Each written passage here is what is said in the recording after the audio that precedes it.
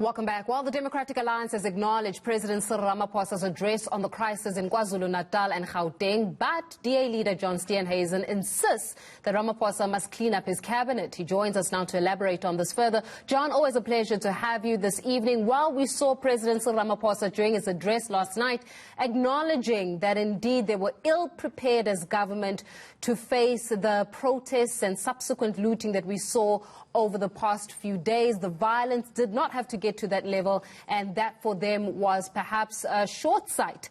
In your opinion, is that good enough to acknowledge indeed that there were some mishaps on behalf of government, or could he have done more? I think it was very good of the President to acknowledge the shortcomings instead of trying to tough it out and pretend that nothing had gone wrong, when very clearly something had gone wrong. And it's very, very good that he's done so. But there have to be consequences that follow this. This has been a week that has shaken South Africa to its foundation. And having been on the ground and seen the fear and the desperation of people who felt completely abandoned by the security services and left to fend for their own, I think that there has to be some political accountability. That's how democracies work.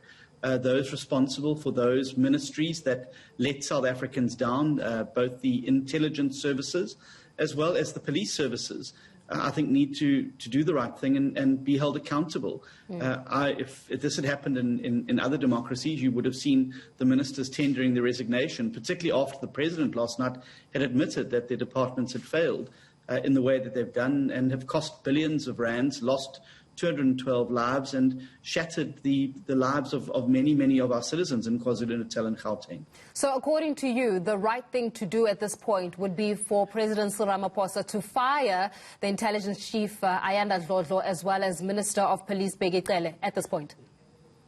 I would believe that is the right thing to do. That is what's called political accountability. It's not good enough for ministers to stand on podiums and take the credit when credit is due, but to shirk the responsibility.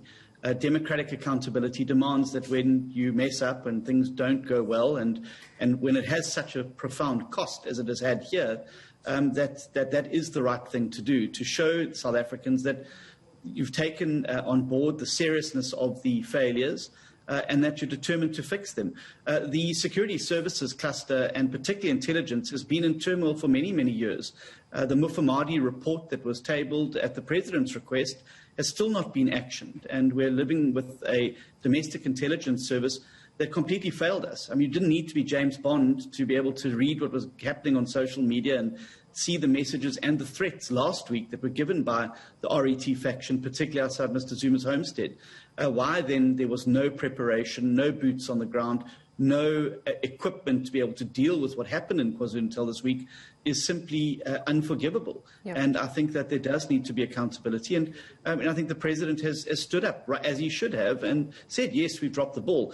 But as we saw a couple of months ago in the Netherlands, when Mr. Rutte's government messed up with the way they did, there were resignations. And I really think that we've got to start a new era of political accountability in South Africa where we hold those accountable. Well, also, the Democratic Alliance, as well as other opposition leaders, held a meeting with government this week, and I believe you yourself were in KZN just to see exactly what the situation looks like on the ground. Was any accountability as well as any intelligence and progress given to members of the opposition regarding the investigations that are pending? Do we know of the names of those people that have been arrested? As more than that we've been given as the media? And what has been said around a cohesive and a collective strategy to ensure that this country is rebuilt as soon as this dust settles? Yeah, well, I think the meeting was a very constructive one, and as I say, I'm usually quite critical of the President, but I'm going to give him credit here. He did listen, and we were able to put on the table a 9-point plan.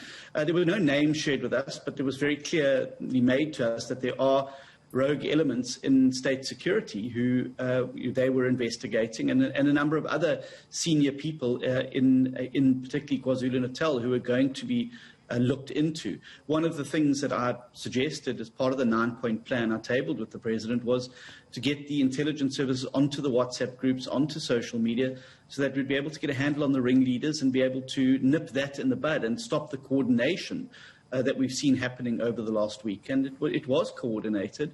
And for the 2 days that I was on the ground, 2.5 days I was on the ground, there was very little coordination between the security services, and they had lost the initiative, which is why the looting reached the scales that it did and the violence was able to escalate in the way that it did. It was terrible for me to walk down a street with 7 bodies lying strewn on the streets. These are not sights that we're expecting to see in a democratic, law-abiding country. Yeah, and as you're speaking about how there seems to have been a lack of cohesiveness within the way that the departments and the security cluster was communicating with each other, from what you've also witnessed this past week with interaction with government, would you say that the president has got control and authority within his own government, within his own executive?